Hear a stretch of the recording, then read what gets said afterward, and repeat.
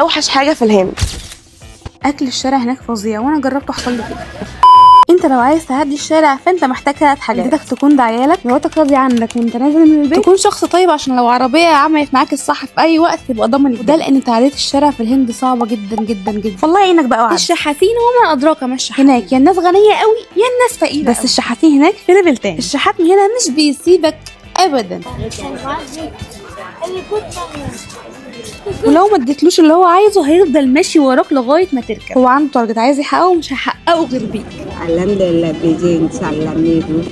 البقر وما ادراك ما. انت متخيل ان المسلمين اللي هناك برضو ما بياكلوش بقر؟ بياكلوا بس في جنوب الهند. انا شفت بقره بتنطح بنت في الشارع وكذا مره كنا هنعمل حادثه بسبب ان البقره بتاعتها. البقره هناك اسمها الاستاذه المبجله المحترمه السيده بقره. جدع بص لها بصه وحشه كده. اما الريحه هناك فما كلمتش، ريحه معفنه، ريحه تقرف، ريحه منيله. انا مش عارفه سبب الريحه التلوث اللي في الجو ولا الاعشاب والزيوت، بجد مش عارفه. البلد كلها ريحتها واحده. القرود ليهم احترامهم زي البقر بالظبط لانهم عندهم حد اسمه هنومان بيعبدوه، اله القرده. ادراك ما الميه هناك ممنوع تشرب غير ميه معدنيه وتكون مقفوله. ساعات بحس ان انا تعبت من الميه اصلا. ما تنسوش الفولو واللايك عشان الايام الجايه هتشوفوا حاجات كتير قوي.